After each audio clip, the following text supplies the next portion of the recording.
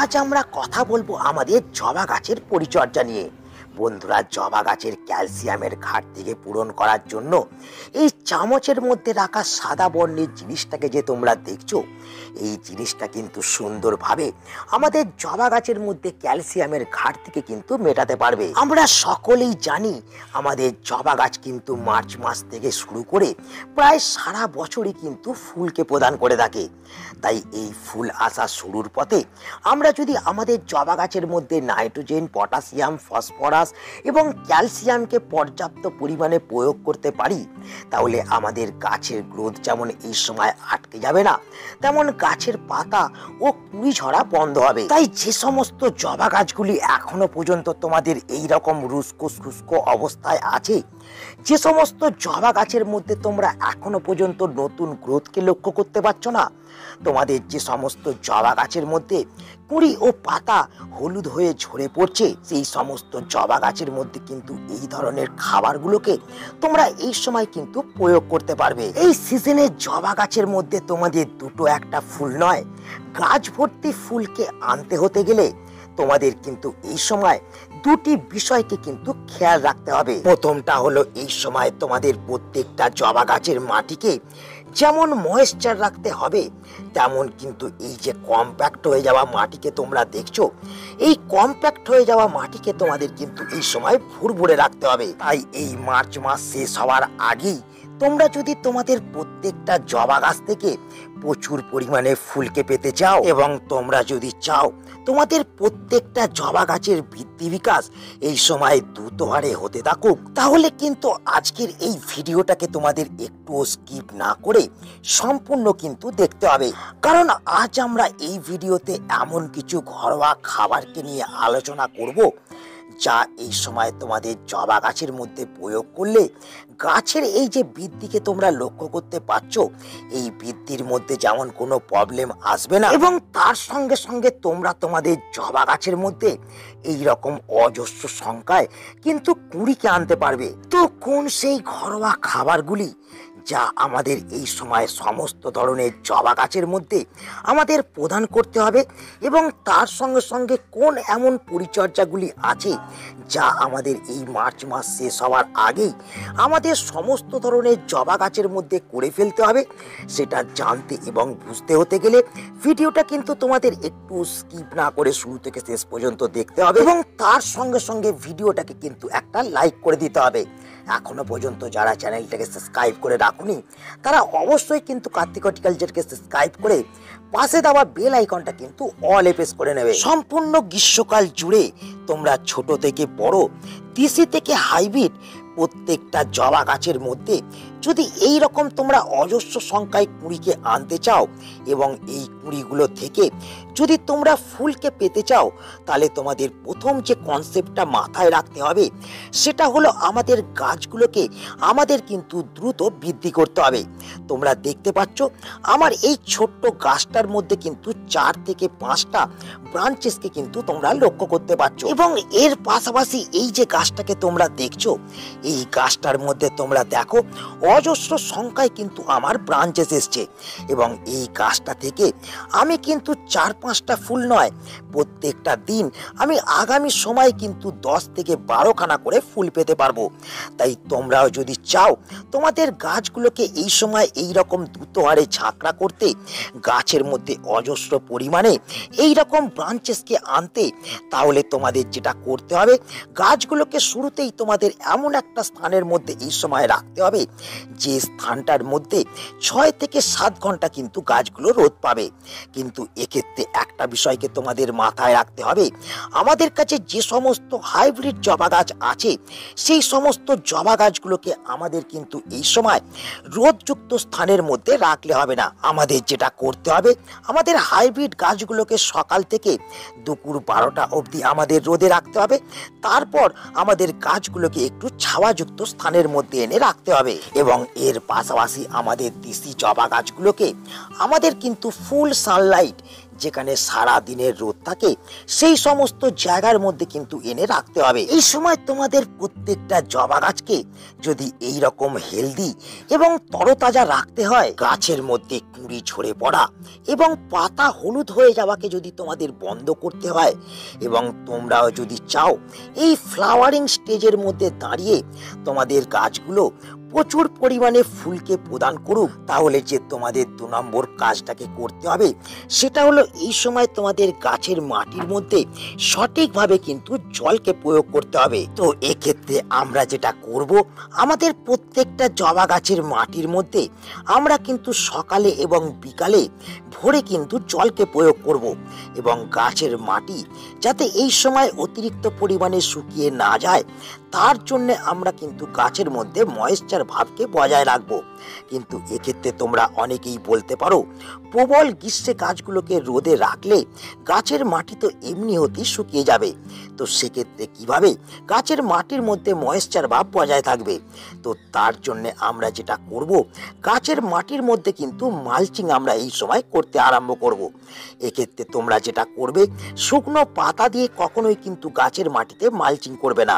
সেক্ষেত্রে গাছের মধ্যে ফাঙ্গাস কিন্তু সৃষ্টি হয়ে যাবে এবং ধীরে ধীরে গাছ কিন্তু মারা যেতে আরম্ভ করবে। তো এক্ষেত্রে তোমরা যেটা করবে, শুকনো পাতার বদলে এই যে জিনিসটাকে দেখছো, এই ঘরোয়া জিনিসটাকে কিন্তু মালচিং করার ক্ষেত্রে ব্যবহার করবে। তো বন্ধুরা, এই জিনিসটা হলো আমাদের ঘুঁটে। তো আমরা যেটা করব, এই রকম কিন্তু ঘুঁটের টুকরোকে আমরা কিন্তু মাটির মধ্যে এই রকম কিন্তু চাপা দিয়ে রাখবো। এক্ষেত্রে যেটা হবে, আমাদের মাটির মধ্যে কিন্তু অতিরিক্ত পরিমাণে সূর্যের আলো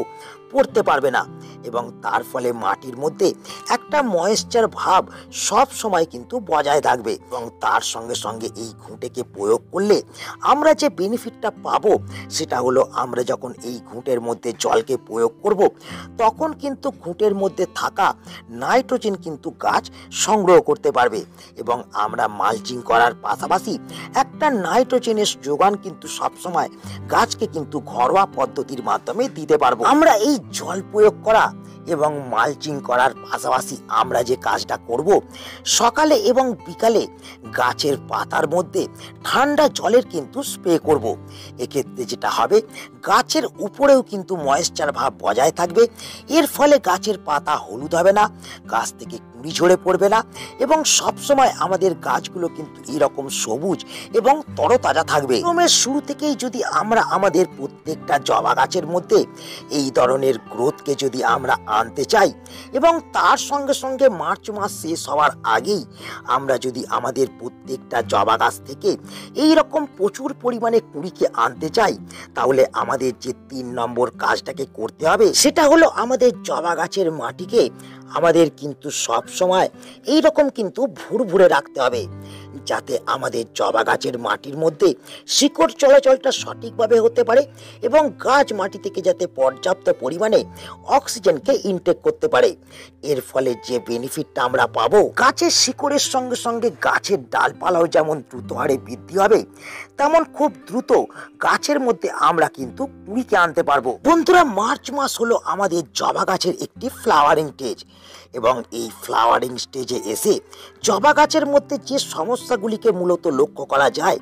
সেটা হলো আমাদের জবা গাছের মধ্যে এই ধরনের কুঁড়ি এলে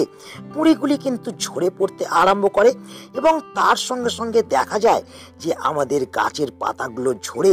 গাছগুলো একটি বিকৃত আকার ধারণ করে, এবং কিছু কেমন জবা গাছের পাতা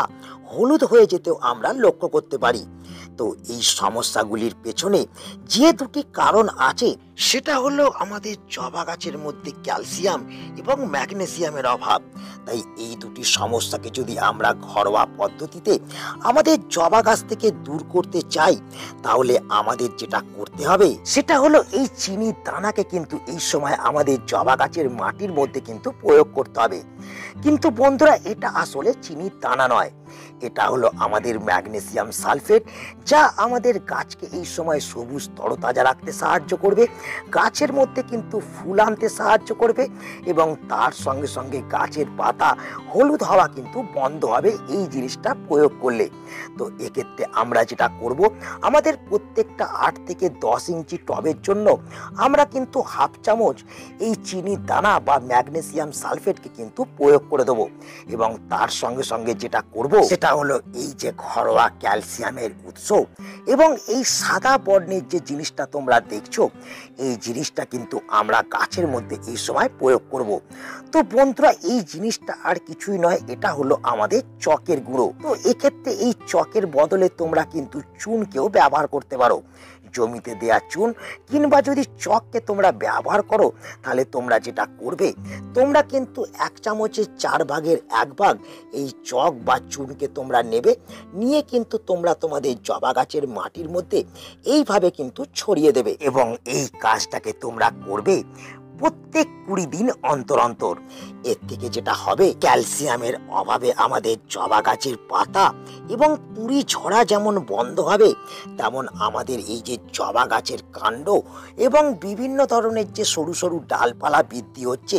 সেই ডালপালাগুলো কিন্তু মোটা এবং বলিষ্ঠ হতে থাকবে এবং গাছ কিন্তু ফুল আনার জন্য নিজেকে কিন্তু তৈরি করতে থাকবে। শুরু থেকে আরম্ভ করে আমাদের গাছগুলোকে ফুল আনা স্টেজ পর্যন্ত আমাদের পৌঁছাতে হতে গেলে আমাদের বিভিন্ন ধরনের পরিচর্যা করার পাশাপাশি যে কাজটাকে করতে হবে, সেটা হলো গাছের মধ্যে আমাদের কিন্তু খাবারকে প্রয়োগ করতে হবে এবং ফুল আনা স্টেজ পর্যন্ত গাছকে পৌঁছানোর জন্য আমাদের যে খাবারগুলোকে গাছের মধ্যে প্রয়োগ করতে হবে, সেটা হলো অল্প কিছু নাইট্রোজেন এবং ফসফরাস ও পটাশিয়াম এবং তার সঙ্গে সঙ্গে আমাদের কিন্তু যেটা করতে হবে, গাছের মাটিকেও এই সময় কিন্তু আমাদের অ্যাসিডিক রাখতে হবে। এই যে মিক্স খাবারটাকে তোমরা আমার হাতে এই সময় দেখতে পাচ্ছ, এই খাবারটাকে যদি আমরা এই সময় আমাদের জবা গাছের মধ্যে প্রয়োগ করে দিই, তাহলে কিন্তু আমরা আমাদের জবা গাছের মধ্যে নাইট্রোজেন, ফসফরাস এবং পটাশিয়ামের চাহিদাকে যেমন মেটাতে পারবো, তেমন তার সঙ্গে সঙ্গে গাছের মাটিকেও কিন্তু আমরা এই খাবারটা প্রয়োগ করলে অ্যাসিডিক রাখতে পারবো। তো কি এই খাবার, কি কি উপকরণ আমাদের এই খাবারটা তৈরি করার জন্য লাগবে, কিভাবে কতটা পরিমাণে আমাদের প্রয়োগ করতে হবে, তো চলো সেটা এবার আমরা জেনে নিই। তো বন্ধুরা, এই যে ঘরোয়া উপকরণগুলোকে তোমরা এই সময় দেখছো, এই উপকরণগুলোকে দিয়েই আমি কিন্তু আমার জবা গাছের জন্য এই সময় খাবারকে প্রস্তুত করব। বন্ধুরা, শুরুতেই কিন্তু নিয়ে নিয়েছি আমি এখানে সরিষার গুঁড়ো, যে সরিষাকে আমরা রান্নার কাজে ব্যবহার করে থাকি। এই সরিষার গুঁড়োকে কিন্তু আমি নিয়ে নিয়েছি 3 চামচ এবং এর সাথে সাথে আমি 3 চামচ নিয়ে নিয়েছি আমি এখানে কিন্তু কলার খোসার গুঁড়ো। শুকনো কলার খোসাকে মিক্সিতে গুঁড়ো করে আমি কিন্তু 3 চামচ ব্যবহার করেছি। আর এখানে নিয়ে নিয়েছি আমি 3 চামচ চা পাতা। এই 3টি উপকরণগুলোকে নেওয়ার পর, যাতে এই 3টি উপকরণগুলোর মধ্যে কোনো ধরনের ফাঙ্গাস সৃষ্টি না হতে পারে, তার জন্য আমি নিয়ে নিয়েছি হাফ চামচ হলুদ। তো আমরা যেটা করব, এই 3টি উপকরণগুলোকে এই হলুদের সাথে কিন্তু আমরা সুন্দরভাবে কিন্তু মিশিয়ে দেবো। তোমরা দেখতে পাচ্ছ, আমি কিন্তু এই খাবারটাকে আমি কিন্তু বাড়ির মধ্যেই সম্পূর্ণ বিনামূল্যে কিন্তু তৈরি করে ফেলেছি এবং এই যে খাবারটা, এই খাবারটা কিন্তু এনপিকের বিরাট বড় একটা সোর্স এবং তার সঙ্গে সঙ্গে এই খাবারটা আমাদের গাছের মধ্যে কিন্তু প্রচুর পরিমাণে ফুল আনতেও সাহায্য করবে। তো কতটা পরিমাণে এই খাবারটাকে আমরা প্রয়োগ করব, বন্ধুরা, আমরা কিন্তু খাবারটা প্রয়োগ করার আগে সুন্দর করে কিন্তু মাটিটা একটুখানি খুঁজে নেব। তোমরা দেখতে পাচ্ছ, আমি কিন্তু মাটিটাকে কিন্তু আলগা করে নিচ্ছি এবং মাটিকে আলগা করে নেওয়ার পর আমাদের যেটা করতে হবে, খাবারটাকে কিন্তু আমাদের ছোট টবের জন্য 1 মুঠো এবং বড় টবের জন্য কিন্তু 2 মুঠো এইভাবে কিন্তু ব্যবহার করে দিতে হবে। তোমরা দেখতে পাচ্ছ, আমার কিন্তু এই টবটা একটা 10 ইঞ্চির টব, তাই আমি কিন্তু এখানে 2 মুঠো খাবারকে কিন্তু প্রয়োগ করে দিলাম এবং খাবারকে প্রয়োগ করে দেওয়ার পর আমরা কিন্তু গাছের মাটির মধ্যে জল প্রয়োগ করে দেবো। এর ফলে যেটা হবে, গাছের মধ্যে কিন্তু প্রচুর পরিমাণে কুঁড়ি এবং ফুল আসতে আরম্ভ করবে। আমাদের গাছের পাতা হলুদ হয়ে যাওয়া, কুঁড়ি ঝরে পড়া বন্ধ হবে এবং আমরা এই মার্চ মাস শেষ হওয়ার আগেই গাছের মধ্যে কিন্তু ফুলকে আনতে পারবো। তো এই ছিল আজকের ভিডিও। এই ভিডিওটাকে কিন্তু আমি আমি এখানেই শেষ করছি। যদি এই ভিডিওটা তোমাদের একটুও ভালো লেগে থাকে, যদি কাজের মনে হয়, তাহলে অবশ্যই ভিডিওটাকে একটা লাইক করে দেবে, তোমাদের বন্ধুদের কাছে শেয়ার করে দেবে। যারা নতুন বন্ধু চ্যানেলে প্রথম, অবশ্যই কিন্তু চ্যানেলটা সাবস্ক্রাইব করে রাখবে এবং পাশে দেওয়া বেল আইকনটা কিন্তু অলে প্রেস করে নেবে।